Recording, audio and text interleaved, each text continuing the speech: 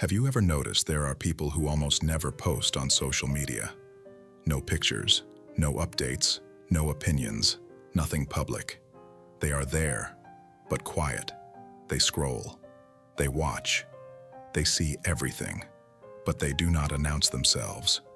Most people assume the same thing when they see this. They think, well, maybe that person is shy. Maybe they are antisocial. Maybe they are hiding something. Maybe they are just boring. But that is not always true. In fact, very often, it is quite the opposite. Because silence in a loud culture means something. It is not random. It is not accidental. It is not neutral. In a world that is this loud, silence is loaded with meaning. Social media was sold to us as connection. That is how it started. Share moments, stay close to people, feel less alone. That was the pitch. Over time, it changed. Now it is not just connection. Now it is performance. Now it is a stage. Everyone is presenting. Everyone is curating. Everyone is measuring their own life against everybody else every single day. And inside that constant performance, something happens to the mind. You start to believe that if you did not post it, it did not matter. If no one saw it, it was not real. If nobody reacted to it, it had no value. That is how you get addicted. Not to the app, to the approval. For some people, that mindset becomes normal. For others, it becomes unbearable. And those are the ones who begin to fall silent. People who do not post are not always detached. Many times they are the ones who have seen the cost of constant exposure and quietly said to themselves, "No, I am not paying that price anymore." Think about what posting actually does to you over time. At first, you are just sharing. This is what I ate. This is where I went. This is who I am with. Then, slowly, it turns. You stop sharing what is true, and you start sharing what looks good. Then you stop asking what you feel, and you start asking what will perform. And the second your real life becomes content, your real life stops being yours. Some people sense that happening to them, and they pull back, not because they are weak, because they are awake. There is also a psychological layer here that matters. People who rarely post tend to be more internally referenced. That means their sense of identity comes from inside, not from outside. They do not need a comment section to tell them who they are. They do not outsource their worth to strangers. Their self-image is not on public Wi-Fi. This does not mean they are proud. It does not mean they think they are above it all. It means they are anchored somewhere deeper than public reaction. It means they can feel good about something even if no one claps for it. That is rare now. And here is something else. People who do not post tend to process their emotions privately instead of externally. Most people process in real time, out loud, in front of an audience. I am upset. I am hurt. I am angry. Please witness this. Please validate this. Please tell me I am right to feel this. But others do not do that. They work through it in silence first. They sit with it. They try to understand it before they broadcast it. To some, that looks cold. To them, it is respect. Respect for themselves. Respect for the situation. And honestly, sometimes respect for other people involved. Because here is the truth almost no one wants to admit. The internet has made betrayal casual. You can betray someone now by posting a version of the story where you are the hero and they are the villain. You can do it instantly. You can do it permanently.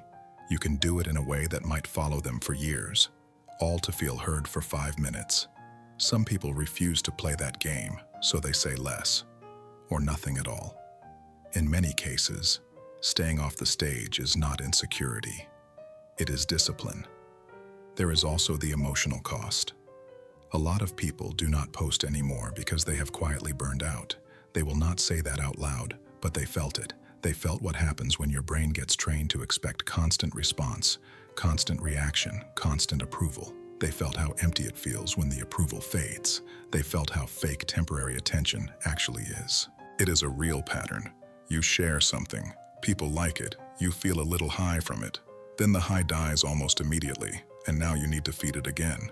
You post again. You hope it does as well. You hope it does better. Suddenly you are performing for a rush that does not even last. If you do that long enough, you realize something dark. You are not sharing because you are proud of the moment. You are sharing because you are afraid of being forgotten. That feeling breaks people. That is when a lot of people step back. And when they step back, something interesting happens. For the first time in a long time, they feel quiet. Not bored. Quiet. They feel their mind finally lowering its shoulders. They feel themselves existing again without being watched. And they realize how tense they were without even knowing it. They start protecting that feeling. That peace becomes something they defend. This is why some people leave social media almost completely or go totally low profile. They are not disappearing, they are recovering. There is also the privacy factor. Privacy used to be normal. Now it is suspicious. If you do not show your relationship, people assume it is failing. If you do not show your money, people assume you do not have any.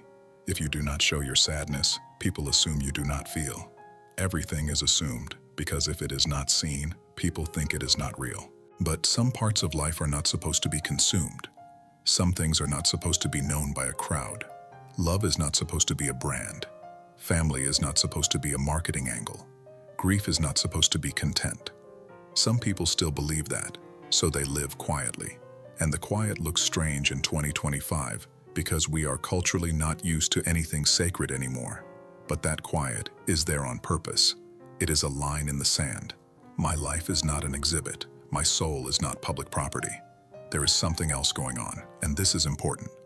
A lot of people who stay silent online are not actually antisocial. They are deeply social in real life. They value in-person eye contact over emoji reaction. They prefer a real dinner conversation to a comment thread with 200 strangers. They are invested in depth, not reach. They will stay up until 3 in the morning talking one-on-one, but they will never tweet about it. They will sit with a friend through heartbreak, but they will never post about how supportive they are. They love quietly. They show up quietly. They care quietly. Social media rewards loud loyalty. Look how good of a friend I am. I posted a whole paragraph for your birthday. Real loyalty does not always announce itself. That difference matters. Now we have to talk about something uncomfortable. For some people, silence is not strength. It is protection. They are quiet because they have been attacked before. They are quiet because they have been shamed or mocked or screenshotted or turned into a joke in a group chat they were never supposed to see. They are quiet because being visible felt unsafe. If that is you, listen. You are not broken for not wanting to expose yourself again. That is a normal trauma response. When people wound you publicly, your nervous system learns to hide. That is not weakness. That is survival. But here is the tension. Hiding can protect you.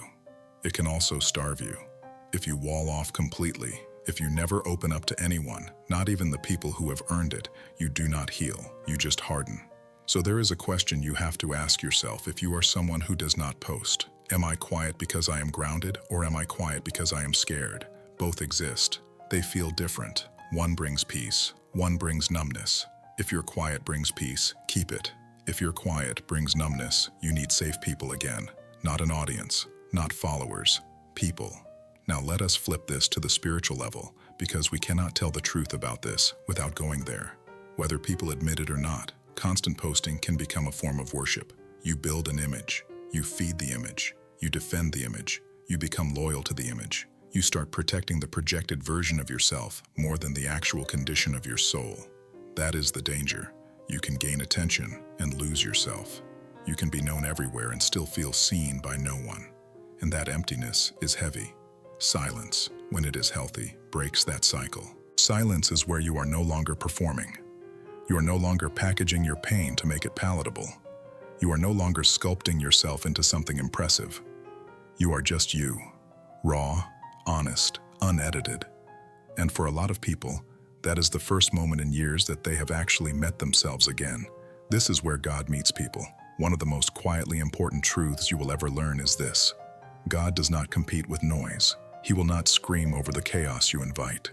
He will wait until you are alone, until you are finally honest, until you are finally still, and then he will speak in a way that does not flatter you, does not market you, does not sell you, but restores you. That is why some people who disappear from social media for a season come back different. They look calmer, they speak slower, they carry authority without needing attention. Something in them settled, something in them aligned. They are not just off the app, They are no longer addicted to being seen. Derek Prince taught that before God ever trusts a person publicly, he will work on them privately. That is the pattern. Hidden first, visible later. Formation first, assignment later. You see this in scripture, you see this in history, you can see it in your own life if you are honest. This is why the quiet ones are often misread. People think they are inactive. They are not inactive. They are in process. They are in refining. They are in preparation. If you feel unseen right now, sit with this. Being unseen might be the most loving thing God could be doing for you, because being seen too early can destroy you. Being praised too early can twist you. Being amplified too early can inflate you and then hollow you out from the inside. There are seasons where obscurity is not punishment. It is protection. You are not behind just because you are not loud. You are not losing just because you are not visible. You might be in the exact place you are supposed to be, the quiet place, the place where roots go down before branches go out. And if you are in that place, hear this clearly. You do not have to prove that you are valuable. You do not have to force yourself to be interesting. You do not have to sell your story to deserve oxygen. You do not have to post your healing for your healing to be real. Your worth is not audience dependent. One day you may speak. One day you may lead. One day you may step into something public, but when you do, you will walk into it with weight, not ego. Weight. The kind of weight that only comes from quiet seasons that nobody applauded, nobody reposted, nobody even saw. So if you are one of the people who does not post or barely posts, and you have wondered if something is wrong with you, let me answer that for you right now. Nothing is wrong with you. In fact, there may be something very right with you. You are sensing what the world is too numb to admit. That constant exposure is not freedom, it is pressure. That performance is not connection, it is transaction. That attention is not love, it is a currency, and you are refusing to sell yourself that cheap. So stay grounded, stay private where you need to, share where it is real. Be present with people, not just visible to people. Let God work on you in the places no one else gets to access. And understand this. In the end, the goal is not to be seen by everyone. The goal is to be whole. That is the psychology of people who do not post. That is the part the algorithm will never understand. That is the part you do not have to explain. You just have to live it.